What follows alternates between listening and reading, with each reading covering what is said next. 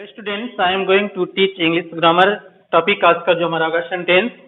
Sentence में part of sentence पढ़ेंगे। Sentence के भाग कौन कौन से होते हैं। अब जब हम किसी सेंटेंस का स्ट्रक्चर करते हैं तो हमारे दिमाग में ये बात होनी चाहिए कि एक सिस्टमेटिक ढंग क्या होता है किसी सेंटेंस का बनाने का। उसमें बहुत सारी चीजें होती हैं जो ध्यान में देना आवश्यक होता है। जैसे हम यहाँ पे एग्जाम्पल लेते हैं, राम राइट। तो सबसे पहले ये देखना है कि हमको किस वर्ड को पहले लिखना है। तो यहाँ पे चूंकि एक सिंपल सा सेंटेंस है और इस सेंटेंस में पहले यहाँ जो लिखा गया है राम है, उसके बाद राइट लिखा गया है। और ये जब पूरा हम जब दोनों को मिलाते हैं तो यह एक सेंटेंस बन जाता है। तो इस सेंटेंस में जैसे राम राइट्स है तो राम लिखता है। अब यहाँ आपका सब्जेक्ट हो गया या आपका वर्ब हो गया,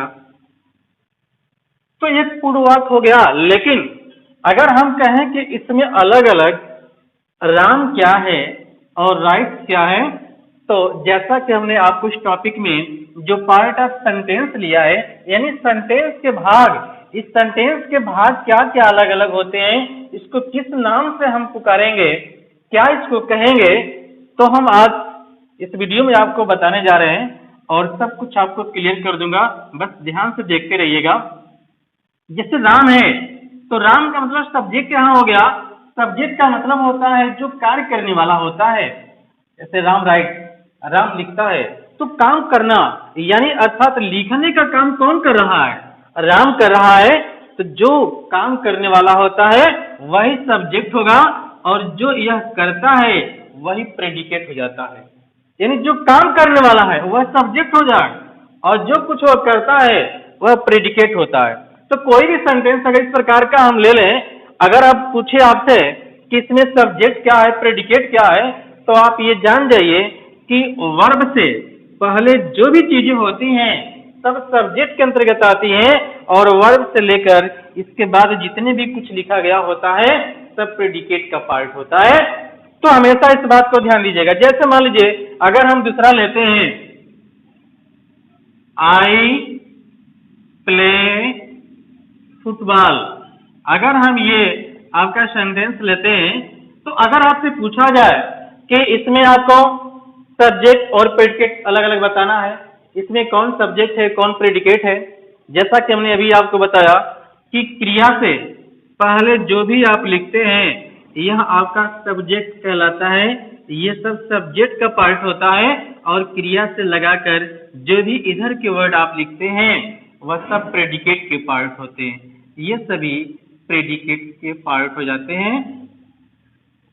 तो आप आसानी से इसको यहाँ डिवाइड कर लेंगे। जब क्रिया से पहले लिखेंगे जो भी चीजें वह क्या हो जाएंगी, सब्जेक्ट, और क्रिया से उधर जितना भी हो जाएगा सब प्रेडिकेट हो जाएगा। इतना क्लियर हो गया।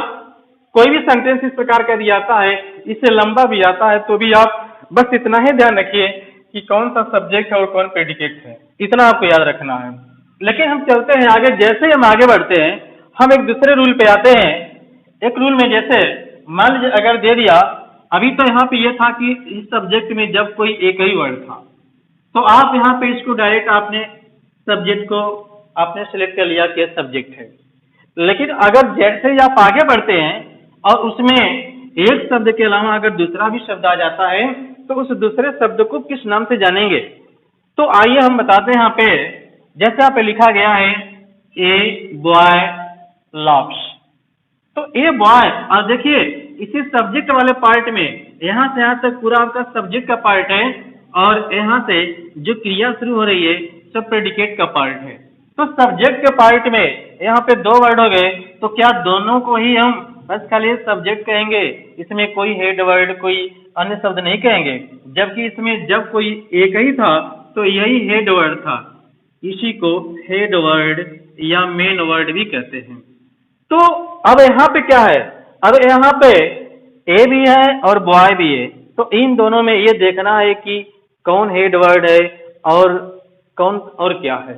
तो इसमें जब भी दो वर्ड हो जाते हैं तो इसमें जो बॉय है यानी जो लड़का है, जो मेन वर्ड है, उसमें मेन वर्ड या हेड वर्ड आपका बॉय हो जाएगा और जो यहाँ पे आर्टिकल आपका ए लिखा गया है, यह आर्टिकल आपका है डिटरमाइनर, या इसी को हम क्वालिफायर भी कहते हैं।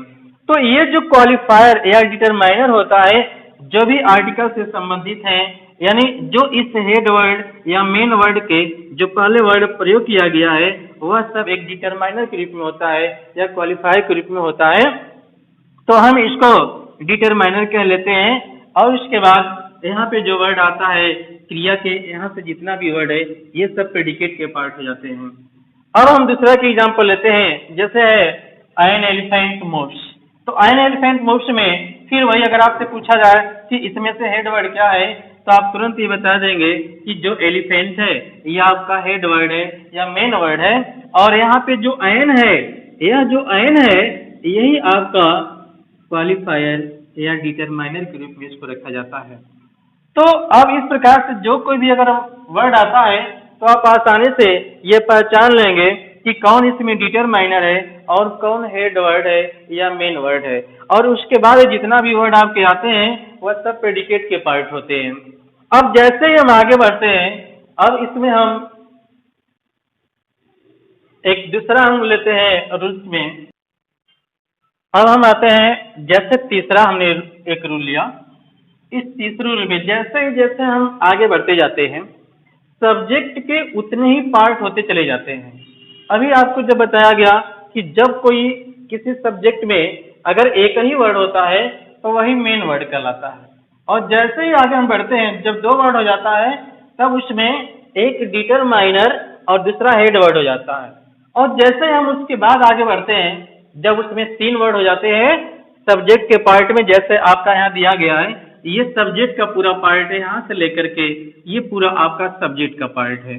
तो इस सब्जेक्ट के पार्ट में अब देखिए, जैसे इसमें लिया गया है ए ब्लैक कैट, तो ए ब्लैक कैट रन, एक काली बिल्ली दौड़ती है। तो अब इसमें ये देखना है कि ए को हम क्या कहेंगे और ब्लैक को क्या कहेंगे, कैट को क्या कहेंगे। तो यहाँ पे जैसा हमने बताया कि जब दो वर्ड होते हैं तो जो आर्टिकल से संबंधित जो चीजें होती हैं विशेषता, वह सभी डिटरमाइनर के अंतर्गत आती हैं। और जब कोई हेड वर्ड की या मेन वर्ड की अगर कोई विशेषता बताता है, उसको क्वालिफाई करता है, तो उस वर्ड को उस हेड वर्ड के पहले लिख लेते हैं। जैसे यहाँ पे लिखा गया है ए ब्लैक कैट है, तो यहाँ पे कैट क्या है, यही कैट ये हेड वर्ड है, और इस हेड वर्ड से पहले चूंकि इसकी विशेषता बताई जा रही है, और वह विशेषता कौन सा वर्ड बता रहा है, ब्लैक बता रहा है, तो इस नाउन से पहले इस ब्लैक को नोट कर लेंगे और इसको क्वालिफाई ये कर रहा है, एक कर रहा है, इसलिए इसके पहले हम इस डिटरमाइनर वर्ड को लिख लेते हैं। तो इस प्रकार से ये पूरा यहाँ से यहाँ तक इसमें देख रहे हैं कि तीन वर्ड हो गए। तो ये नहीं है कि अगर लंबा कोई पार्ट हो जाता है किसी सेंटेंस का तो आप उसको प्रेडिकेट करने लगेंगे, और जो छोटा रहेगा उसको सब्जेक्ट कहेंगे, ऐसा नहीं हो सकता है। बस यह देखना है कि उसमें कौन कौन से वर्ड हैं, आपको ये ज्ञान होना चाहिए कि सब्जेक्ट के पार्ट में कौन कौन से वर्ड आते हैं जो determiner, adjective, head word, adverbial phrase, ये सब सारे चीजें सब्जेक्ट के पार्ट होते हैं। तो इतना आपको जानकारी होनी चाहिए, और शेष जो बचता है वह सभी प्रेडिकेट के पार्ट होते हैं, जैसा कि यहाँ पे आपको बताया गया है। हम एक दूसरा एग्जाम्पल लेते हैं, जैसे यहाँ पे लिखा गया है एन ओल्ड मैन सिंग्स। तो एन ओल्ड मैन, तो एन क्या है, एक आर्टिकल है, यह डिटरमाइनर का काम कर रहा है। ओल्ड क्या है, एडजेक्टिव है, और मैन क्या है, यही हेड वर्ड है। और इसी हेड वर्ड को यहाँ पे हम सेलेक्ट करेंगे कि हमारा हेड वर्ड यह मैन है, और इसको विशेषता बताने वाला, इसको क्वालिफाई करने वाला यह आपका एडजेक्टिव है, और इसको मॉडिफाई करने वाला, क्वालिफाई करने वाला एन आ जाएगा, तो इसके पहले हम एन का प्रयोग कर लेंगे। और उसके बाद से जो वर्ड बचते हैं ये सब प्रेडिकेट के पार्ट हो जाते हैं। यानी सब्जेक्ट के बाद जितना भी वर्ड बचता है सब प्रेडिकेट का हो जाता है, और उसके पूर्व जितना भी होता है वह सभी आपके सब्जेक्ट के पार्ट होते हैं। अब एक और लास्ट एग्जांपल है, जैसे द ब्यूटीफुल गर्ल स्लीप्स। तो यहाँ पे जो द है आपका डिटरमाइनर हो जाएगा, और ब्यूटीफुल चूंकि इस गर्ल की विशेषता बता रहा है, इसलिए ये सब क्या हो जाएगा, ये एडजेक्टिव के पार्ट में आ जाएगा, और हेड वर्ड आपका गर्ल हो जाएगा। और शेष जो बचता है उसके बाद वह सब प्रेडिकेट का पार्ट हो जाएगा। तो इस प्रकार से आप किसी भी सेंटेंस को क्रम में रखने का यही तरीका होता है, इसको याद कर लीजिए। और यदि कोई समस्या होगी तो कमेंट करके कमेंट बॉक्स में जरूर बता दीजिएगा।